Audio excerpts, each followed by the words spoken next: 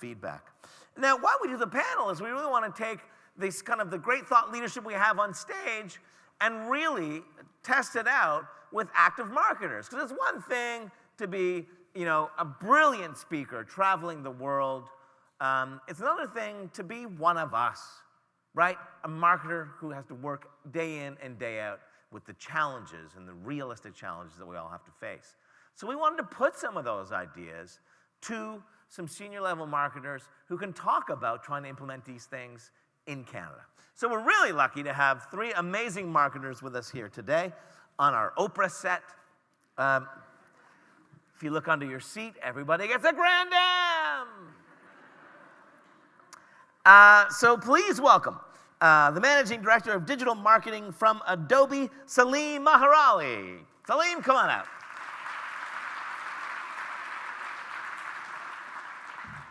Welcome, welcome. Thank you. Have a seat. You got your own handheld there. As you can see, the budget has gone up. We've got our own branded chairs now. Great, thank you for that pity applause from the balcony. Salim, how are you? Well, how are you? Great, great. Now we chatted a little bit before. You've got an interesting background in that you went from consulting to retail to technology.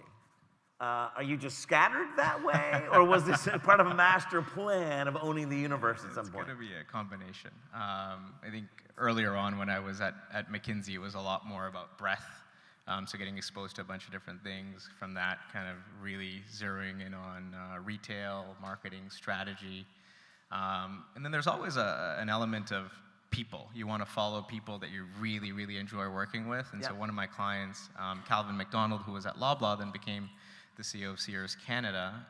Exciting opportunity to help with a transformation and a turnaround. So I went to Sears, was there for a couple of years and helped to lead our omni-channel portfolio, which was the emergence of a combination of digital marketing, commerce, e-commerce, as well as all of technology.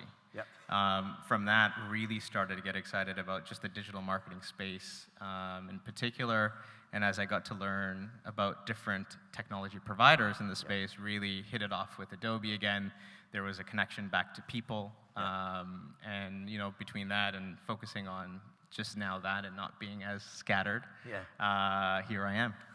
Maybe you need telco, maybe that's what you need? That's the last pillar. If anybody has a telco job for Salim out there. Well, I'm happy supporting our telco clients. Right, yeah. Right now people are going, no. Well, thank you very much for making yourself available. Thanks for the opportunity. Our second panelist, please welcome the General Manager of Enterprise Marketing from Canada Post, Jen Campbell. Jen, come on out. How are you? Where are the Canada Post people? They're drunk. That would be a fireable offense, Ron. That would be a fireable offense. Please don't tweet that out. I'm joking. Well, welcome to you in Section 48, and Jen, welcome. Thank you. Now, obviously, Canada Post is a wonderful organization. You guys are doing some really interesting space in some really just interesting initiatives in the digital space. Is your biggest challenge kind of getting over the hump of what people know or think they know you as? Yes.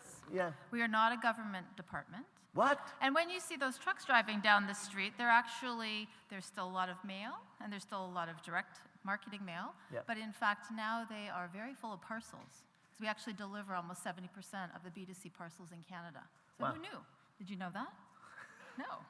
So it really is that we are a 252-year-old company that is now trying to behave a little bit more like a startup. And be innovative and try new things and be prepared to test them and maybe not succeed every time, but learn from it and move forward. So that's the journey we're on. It's a big ship to turn, but it's a lot of fun. But that fulfillment piece, is that the trickiest piece for retailers in Canada? It's such a massive country, and you're going to deliver to one, you got to deliver to all. That is still our mandate.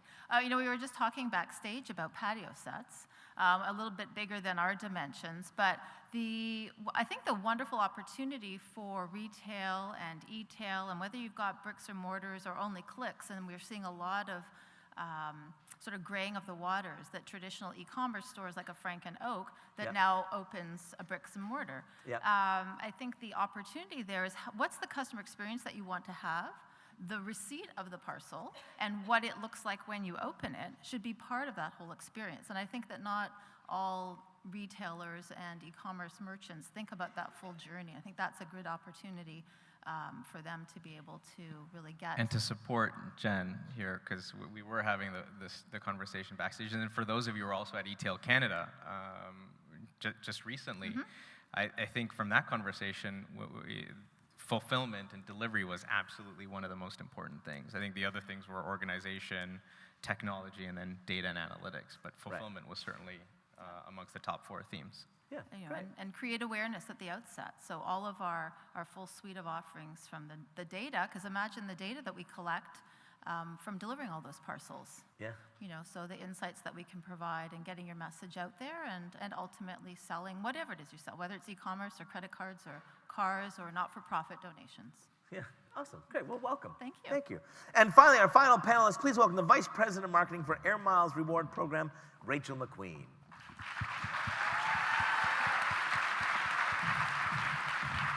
Sorry. Hello, Rachel. Nice to meet you, or see you. We've met. I can't see the timer there. Okay. So Rachel, a little bit about your background. Where were you before Air Miles? Well, I'm actually a long-term Air Miles employee, so I've been there almost 19 years out of our 23-year history, and had the privilege of, sort of starting my career with an organization that was starting at the same time, and I've had the benefit of growing with the organization and having lots of experiences across the business. What's been the biggest shift in the loyalty space in your time there? I mean, there's been, massive change. If I was to go back to our business development conversations 23 years ago, it was about talking about customer data and the importance of organizations understanding who their customers were, and also importantly, who their non-customers were.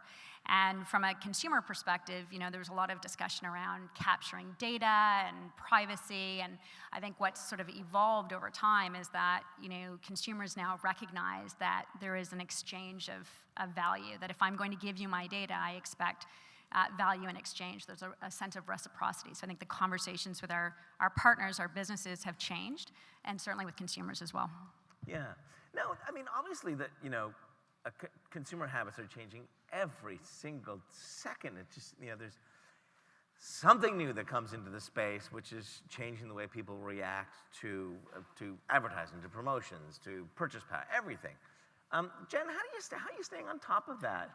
Of just the ongoing behaviors of your customer? Well, it's interesting to watch because my customers are everybody. So I think about my consumer customers, and which is pretty much every Canadian, and then all the businesses that we work with. So, we're talking to marketers every day to see what they're doing and how they're being successful. We're watching consumers in the marketplace, and I think, they're beginning to embrace e-commerce, for example, is an interesting one. Their focus on still loving the physicality of mail. Letter mail has not gone away, and even though we offer a service that you can get your bills presented online, certainly, we've maybe plateaued with some of that. So it's interesting to watch their exchange with data. What are they willing to tell our customers? How do we help them work with that? And trying to keep track of the trends. They are not consistent across the country, so we do spend a lot of time with consumers and businesses right across the country to see where they are similar and different. Yeah. Salim, there's this, this whole notion of the shiny new object, right? And I don't remember what movie it's from, but it's like trying to get someone to pay attention. They're like, squirrel, whatever that movie is from, right? And so in the marketing world, it's not squirrel, but it's like Snapchat, and it's, new platforms that come out. How do you evaluate those shiny new objects to decide whether you're going to pursue it and how you're going to ignore it? Yeah, I think it's a great question. And there's no shortage of those new shiny objects, right? And so it's, on one hand, really important to stay abreast of what's happening innovation-wise, but it's probably just as important, if not more, it's probably more important for you to understand your own brand, your organization, and your strategy and your roadmap and where that fits in. So I'll give you a great example. This was, over the last year or two, everyone was looking at Walmart and looking at their free shipping policy with no minimum, right? Yeah. And we would be buying when the kids were in diapers. We'd be diapers just every other day or every week, toothpaste, whatever you need. And you're like, how do they make money? Yeah. And so, and this was when I was at Sears, and you probably saw this when your other clients would be coming to you and saying, well, what kind of pricing did you give Walmart, right? But what they were doing, they were just launching online, and for them, their strategy was acquisition. Yeah. And so they were using as a way to acquire a whole bunch of customers, get that data, and then once they probably saw the plateauing of new acquisition coming to kind of a bit more flattening, you've seen them raise their minimums. Yeah. And so it's so important to understand, your organization, and making sure you have a plan so you can evaluate, but then also figure out where it slots in, because it might not be a priority. Yeah, Rachel's like, I gotta say something. I know, I gotta jump in here. So I absolutely agree. Certainly, you need to understand who you are, what your brand stands for. And I would say the other piece for us, as we take a look at sort of all of these shiny new objects, is where can we make a difference? Either solve a consumer challenge or create moments of delight to make that experience better. And so I think it's not about spreading yourself so thin across everything that you don't make a material impact, but really looking at where can you deliver your brand promise in a way that solves a consumer desire or demand or need. Yeah. Do you sometimes, your product get treated as a shiny, and I know you're not, obviously, but do people have it as that, oh yeah, we should be doing something there?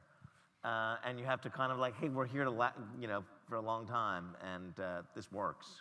Yeah, I think we are constantly evaluating our value proposition. Similar to you, we have two customers. We have consumers, our collectors, and we have our partners who are issuing the currency.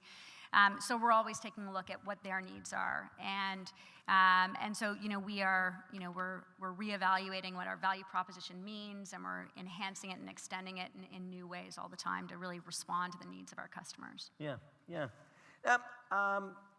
Our first speaker this morning really talked about habits and getting people to kind of either break habits or create habits. What habits have you had to break as a marketer? As an individual, we have bad habits. What are the tough ones for marketers to break? I think doing things a little bit differently. The fact that it worked the last time, there's still that, the fundamental of test and control, and even though you've got what you think is the perfect mix or you think is the right marketing communication message, you can still always beat it. Right. And it might take you a long time, but having that rigor to always test and learn, try and better yourself, try and look at things a little bit differently, look at your problem through a different lens, maybe, and bounce it off of somebody else who's not going to know all the history where you said, we've tried it once and it won't work, or, this worked really well and so we're going to keep doing it. Yeah. It's just different perspectives. Yeah. Rachel, what your personal habits? What are the tough ones? So I would say, we're a data-rich organization. We have 10 million cardholders who are using their card every single day, and so we're capturing lots of data. I would say the biggest shift for us as an organization is to react more quickly and not get paralyzed by the amount of data. Yeah. But to go with the 80% rule, which is let's get it 80% right and get it out there. And the great thing about the market today is that consumers will give you feedback instantaneously. Right. So let's put it out there, get the feedback, and continue to evolve and enhance over time. And I think just sort of on the data front, so we talk a lot about big data and omnichannel, all these big scary sounding words, but really it is figure it out on the small side and then grow. And I think there are lots of companies right now that are overwhelmed and are trying to jump into the deep end without really having the fundamentals figured out first. Right. Yeah, I would totally agree with that, and give a couple examples and some advice from what we're seeing with clients. So the single biggest thing that is probably an impediment or that habit that's hard to break is change. Yeah. Right. Like everyone has been doing something a certain way, and with digital and marketing, it's not just about online or offline, it's about the customer, right? So it's something that we had just talked about.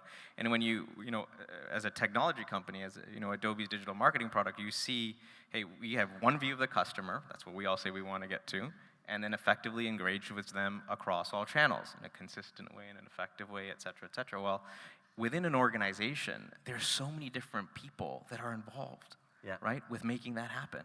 So you could have a traditional marketing organization where things like media optimization and email and social rest, then you'd have a separate organization, it could be in the business or a separate channels group that has analytics, personalization, content management, or it could be in an IT part of the organization. And then through structure or a lack of process, not everyone looking and measuring at the same metrics in the data, to then move the needle towards delivering on a better customer experience is tough.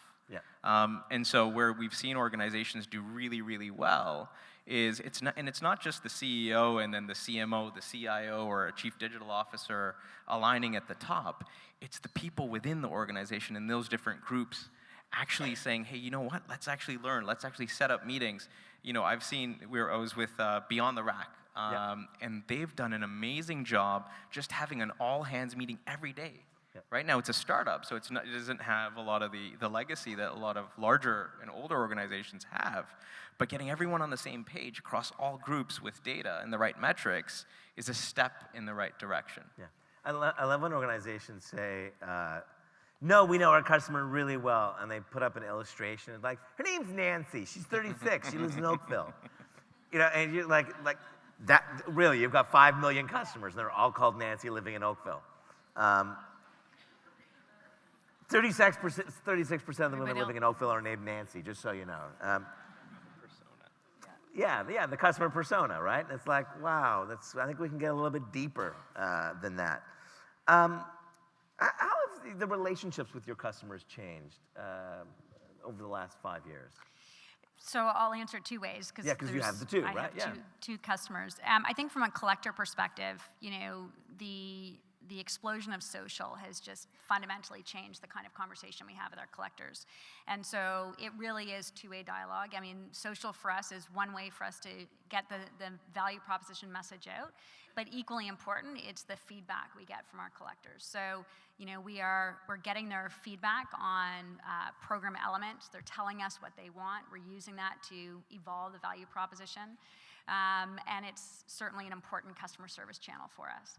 From a partner perspective, you know, one of the unique and exciting parts of working for Airmiles is that you get an opportunity to play in lots of different verticals. So FI, especially retail, you know, gas, high frequency retail, all of these categories we work in support of our partners.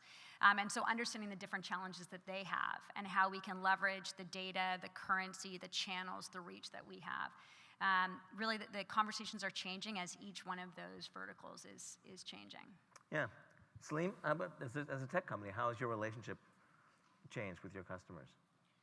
You know, I think what's interesting is when you look at we're in our digital marketing business. I mean, we're a technology company, but what we're realizing is that our customers, I mean, they're like, we read the Gartner and Forrester reports. We know where your ranking is relative to the competition, blah, blah, blah. It's great technology, great product.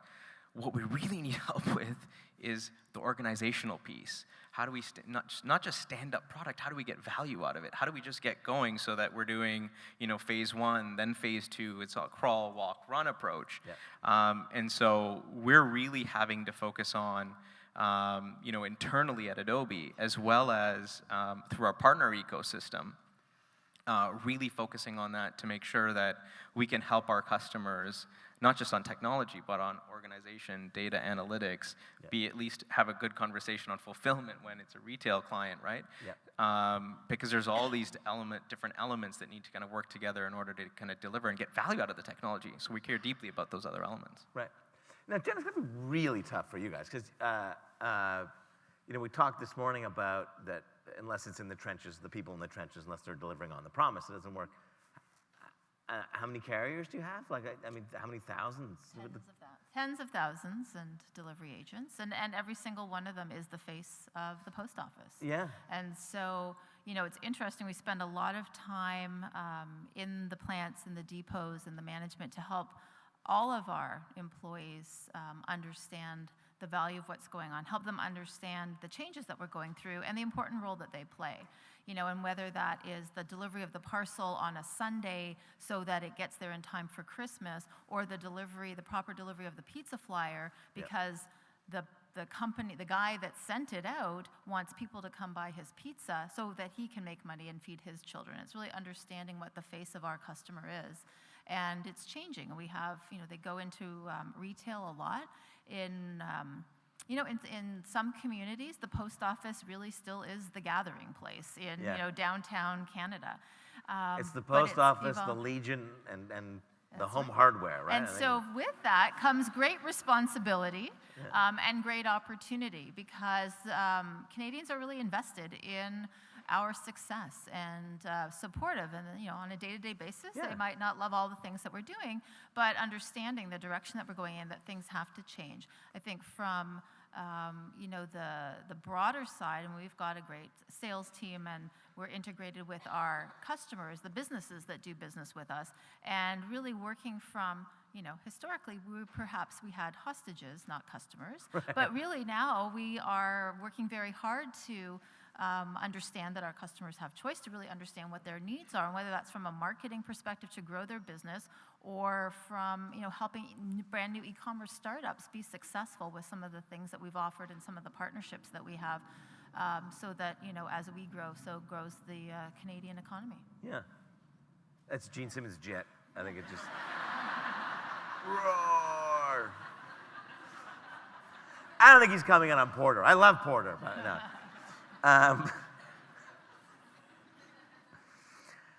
Rachel, how do you make sure that your retail partners are living up to that, that promise that the marketing delivers? That's a great question. Air Miles is a virtual brand. Yeah.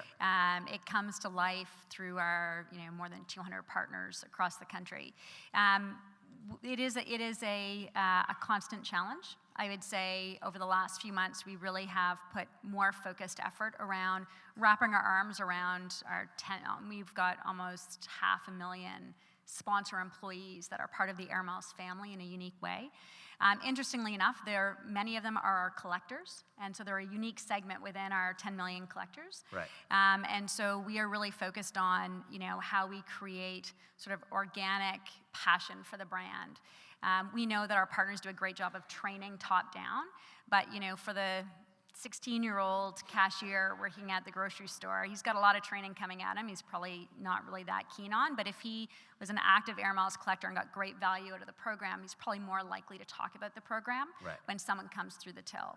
And so that's a big priority for us. I would say the other thing is we also know that as a virtual brand, our collectors want an opportunity to engage with the brand. And so over the last year or so, we've really extended what we call the experience of reward to be inclusive of beyond the actual act of redemption itself. So, we have, $600 million worth of value go out the door every year to collectors through redemption. But for many of our collectors, we want to make sure that journey of getting to a reward is as delightful as the act of redemption itself. And so we've introduced a series of show the card benefits. We launched a partnership with the National Basketball Association.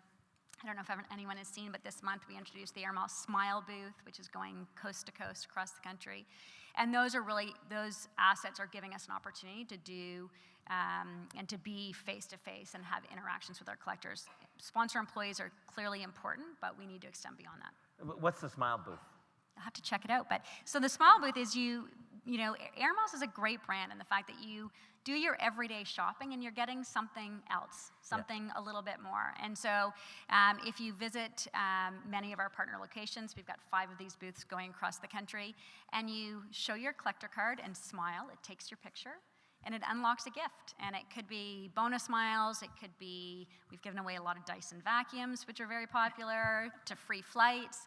And the whole idea is that, just by carrying your card, you're getting something a little bit more. And so you can Take check it that out. frown and turn it upside down. Exactly. Just smile. You and your card are better together. That's awesome. I love it. I love it. No, I mean, obviously, loyalty from your perspective is really important. It's what you do. Yeah. But for you two, I mean, obviously, loyalty is important. But how are you operationalizing that? Because it's nice to say loyalty is very important to us. But what are you doing to make sure it happens? Yeah, so again, I guess I could look at it from our standpoint as Adobe as well as our clients. Yep. So, with Adobe, I think this actually goes back probably 5 years ago, right? So Adobe has historically, everyone knows Adobe as a creative cloud shop. Photoshop, Illustrator, InDesign, et cetera, Yep. or our document services business, our second business, PDF, EchoSign, et cetera. But a third of our business is our digital marketing business, $1.5 billion out of our $4 billion in revenue, growing at 40%. Now, 5 years ago, it was pretty much nothing. Right. So we said, okay, from a loyalty standpoint, we own the market from creating content, right? Photoshop, Illustrator, that stuff. But from a digital marketing standpoint, Shantanu, who's our CEO, basically said to the board, look, if you look at all these different point solutions at our clients from a digital marketing standpoint, they have something for email, they got something for analytics, they got something for search, something for display, something for social, on and on and on. And our clients are having a really tough time having one weave the customer. Yep. Right? And then you got to integrate all those point solutions and then back end that into your legacy systems. That's a disaster. And so what's the best-in-class out-of-the-box platform? So we spent $5 billion over those 5 years acquiring what we felt were best-in-class point solutions, stitched that together into this integrated digital marketing platform, and Gartner and Forrester were really lucky, have rated us #1 in that space, beating out all these other companies. And so loyalty for us was, again, helping our customers get to one view of that customer across all channels, including offline, because we can integrate that batch feed every day, and then effectively engaging with them. So by focusing on driving loyalty for our customers, I think we're driving loyalty with with our direct customers as well. Awesome. Jen? And for us, it's not a points program. Although we never say never. We have some really interesting groups. If you think of our philatelists, thought I would throw out that word because I knew you would like that one. Yeah, that's a good one. So the stamp collectors, and they are a wonderful, fascinating group of dedicated not just to Canada Post, but certainly to their passion. Our Stamp collectors in the room? Woo! No. you don't know what you're missing. They don't leave their homes. That's.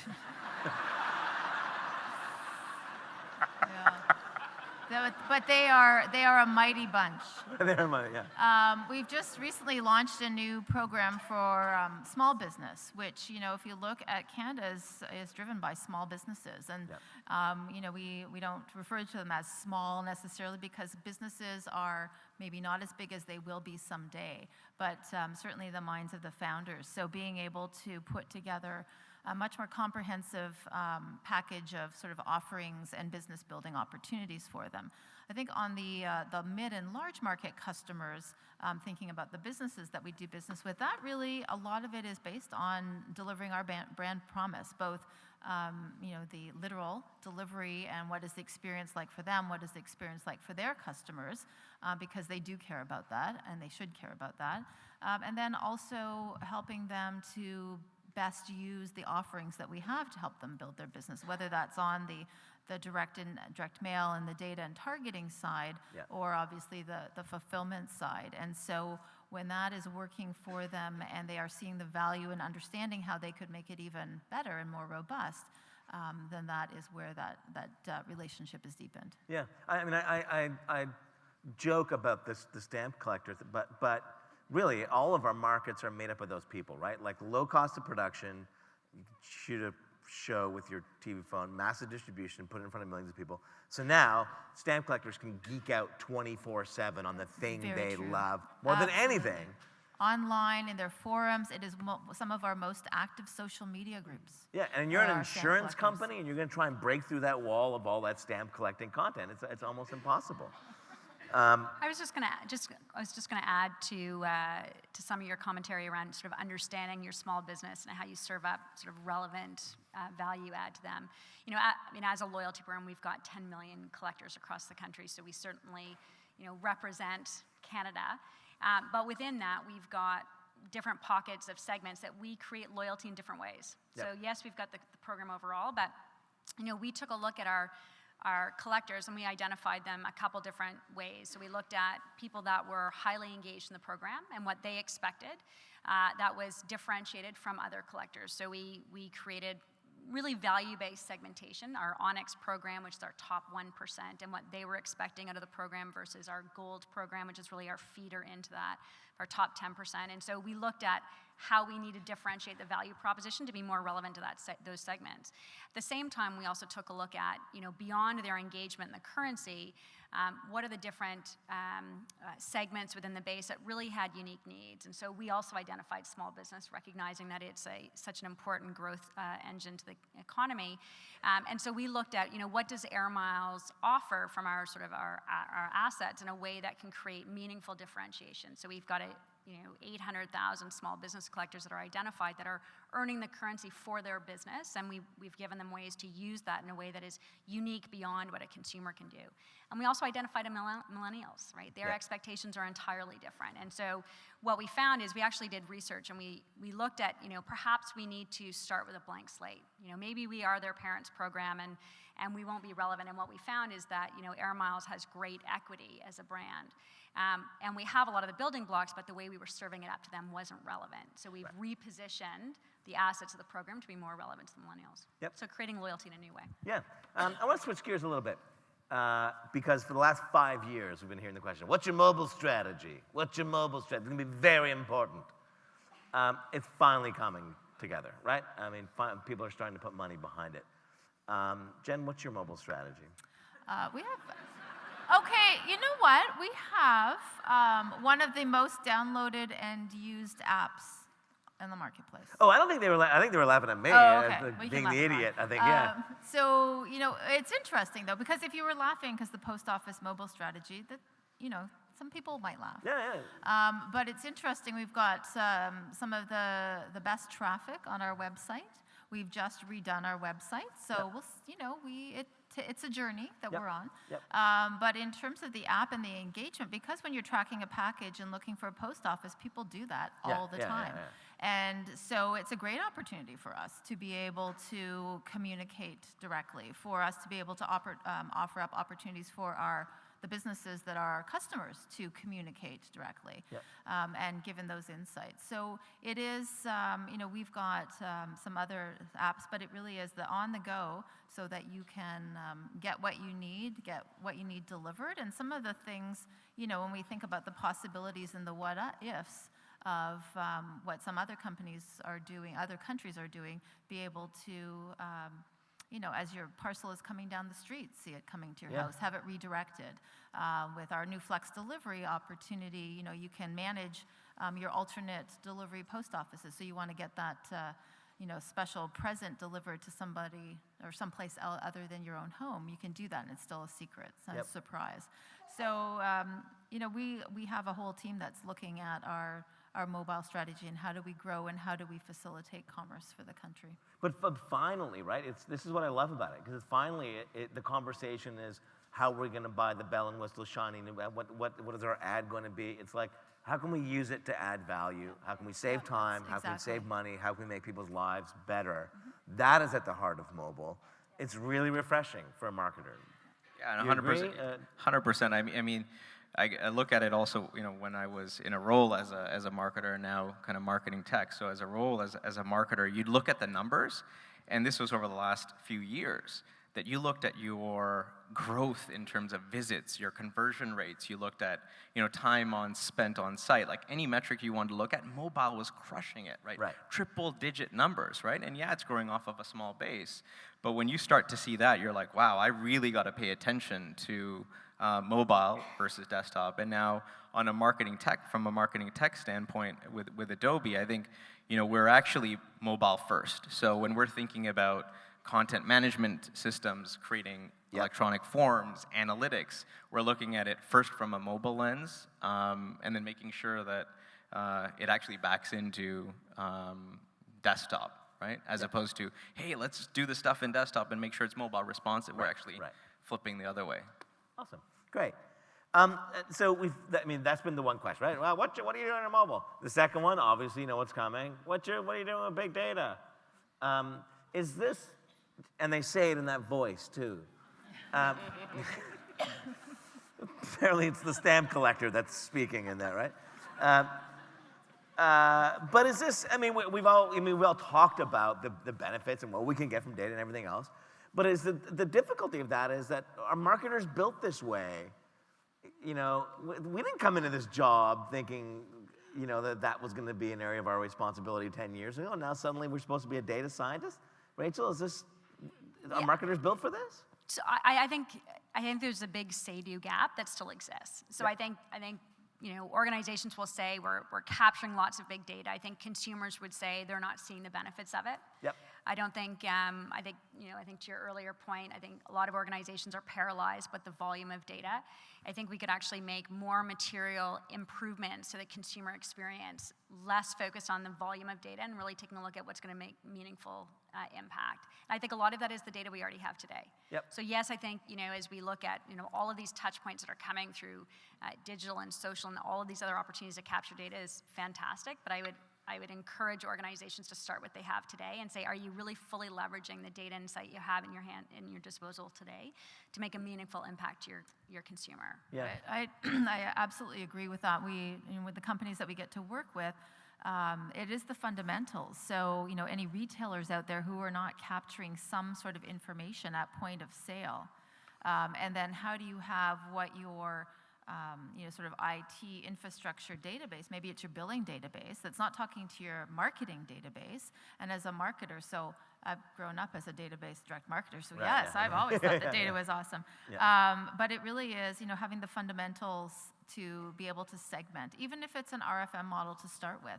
But what are all the different sources of data that you already have, and how can you bring those together to start with something good, and then be able to add on when you get social and all of the other feeds that you have, so that you can get to a point of big data, rather than trying to jump into the deep end, but you don't have all the infrastructure in place. Yep. Yeah, I think this goes back to the point around organization, right? So when you look at, you know, everything has typically been housed in marketing organizations.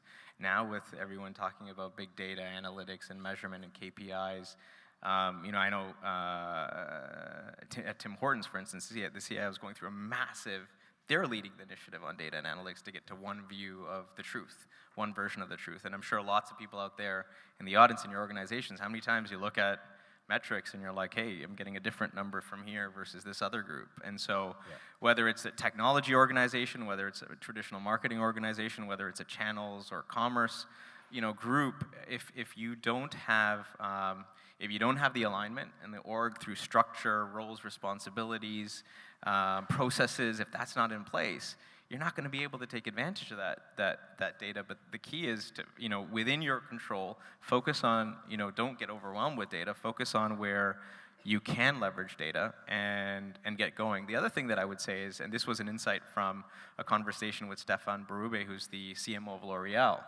And what he was talking about was fascinating in that what he's going through, for L'Oreal Canada, that's actually driving 2 pilots for global L'Oreal. Wow. And what they're doing is, one is a trading desk, internal, right? Yep. So think about media optimization and not necessarily being completely reliant on agency. Yeah. And 2 is content management.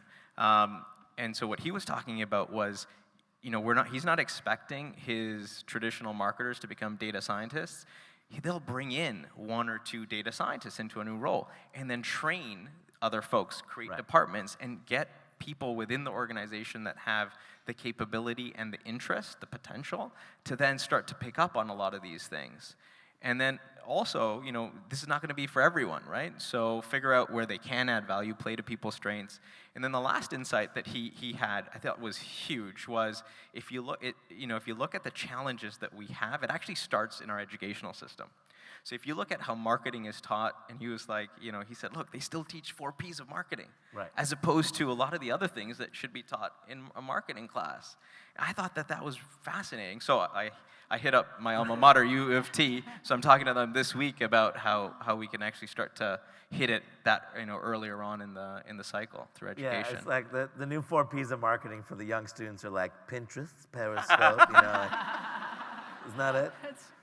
That's so true. I talked to students have the good opportunity to do that, and if you know anybody who is in post-secondary who is interested at all in data and data science, that is absolutely the career path to go. It is to be able to find somebody who's got that, not only the analytics expertise, but who can also speak business and talk to marketers and explain it in a way that everybody can understand.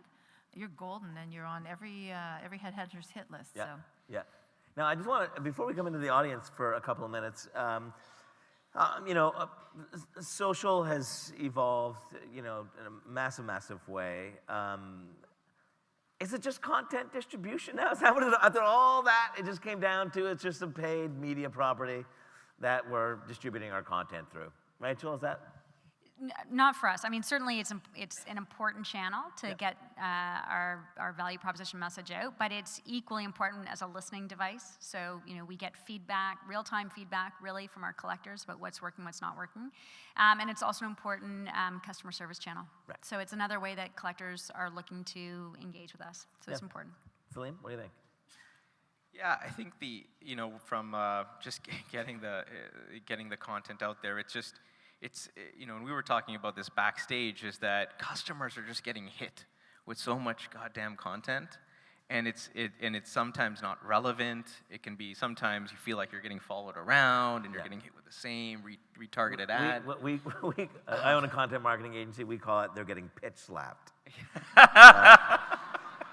Everyone's got a pitch. That's with a P. It's with a P. But the power of it is just how to get, and this is where I truly believe, like in our platform, is if you can have one view of the customer and you understand that you've sent them an email, right? Then you don't need to hit them up with display advertising on Facebook, right? Because they've already got the message. Now, you could choose to, if that customer got the email, they spent some time on the site, but they didn't quite buy, but you knew they spent, you can set up your if-then statements and your rules to then retarget them with ads if it makes sense.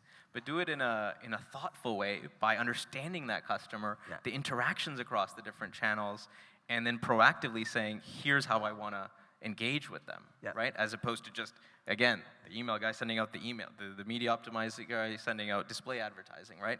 And then, the other thing that's fascinating is you look at the inefficiency of the spend. It is bloody massive. Yeah. Right? In social, you mean, or in like if you look at digital marketing spend? So I'll give you 2 data points.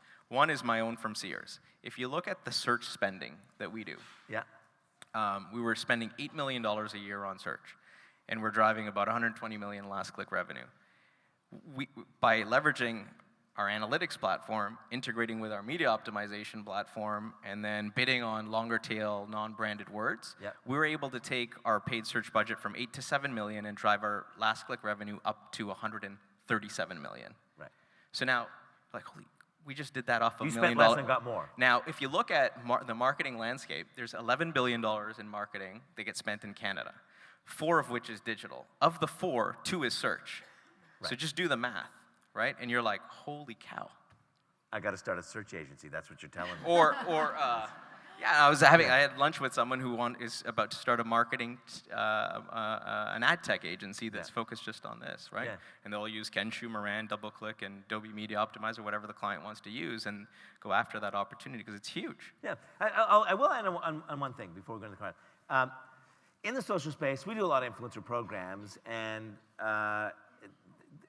it's like we're dealing with Rogers and CTV, but we're dealing with a YouTuber who's shooting videos out of their basement. And it's phenomenal. I mean, the performance is phenomenal. Is this going to continue, you think, the influencer channel to be a valid media choice for brands? I don't know, because I'm looking at you guys like, Yeah. I don't think that any of you are using that right now. Are you, Rachel? We you are? actually do. We use influencers around our key segment. So young moms, as an example, we've Yep. got some great mommy bloggers. Generally, we look at active collectors who have great networks, and Yep. we approach them. I would say, similar to I think the previous session where there was talk about credibility and third-party endorsement. For us, it's about putting our message in front of consumers that might not otherwise be engaged in air miles, and for it to come with a voice of authenticity, which Yeah. is these are collectors. They are already engaged in the program, and they're helping to spread the story. And quite honestly, it's far more effective coming from them than it is coming from us. Yeah, it blows me away how effective it is.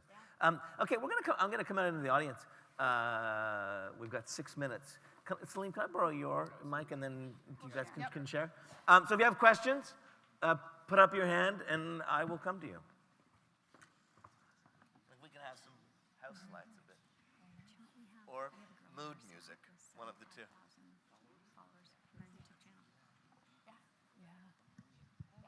What, you all got shy all of a sudden? Yeah. It's great.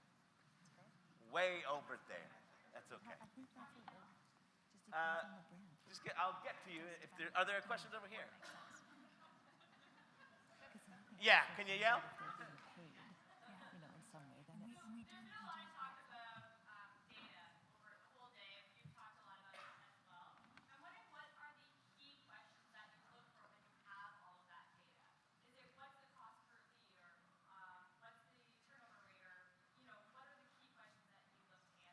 What are the key questions you look to answer with all your data? What are our customers doing, and how can we infer what they would want, so that we can give that to them?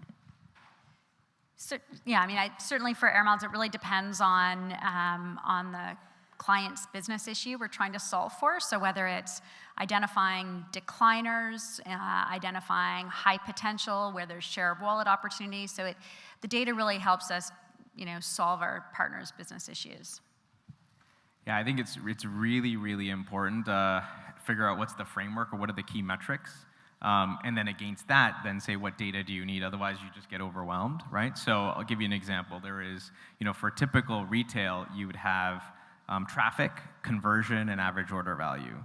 And then you'd look at it across different sources of demand, whether it's your email or SEO, organic, SEM, et cetera, and then breaking it down into those pieces then says, okay, how are we trending? How do you compare to benchmarks? And then identifying where there's real opportunities to improve on those key metrics, and then diving deeper. Awesome, thank you. Are there any other questions? What he mentioned about $137 billion. Oh, sure. Salim, can you just clarify that with the 8 to 7 million in search and what it drove in terms of last click revenue? I think that's what you're asking. Yeah, so essentially what we were able to do is take our paid search spending, total amount of spend every year, and reduce it by a certain amount, and then drive the revenue. So if I'm spending this money on, let's say, on whatever the term is, right? Sears or Nevada or any of our private brands, and when people, if those ads were getting served up as people were searching, when you click on that, that would then drive, if they bought it, that would drive what's called last click revenue. And so we were able to take our last click revenue, as opposed to, let's say, first click, where someone clicked on it but then didn't end up buying on that visit, but then ended up buying sometime later on, but they came back in through another kind of source of demand, email or organic or direct to site. I'm just talking about the last click going up from the 120 to the 137 with the less spend. And the way we did it was we flipped completely our search program from being 2/3 branded to being probably about 55% non-branded. So when people were searching on our website for things like laptop backpacks, we were never bidding on that, right? But everything that was getting searched then on our site then fed the algo in our media optimizer tool. So we started to bid on things like laptop backpack, and then that's how we were able to spend less, because those are laptop backpacks are much cheaper than branded terms, and then drive that much more last click revenue. That answer your question? Yeah. Okay. Thank you very much. Salim, Jennifer, Rachel. A big hand for our panel.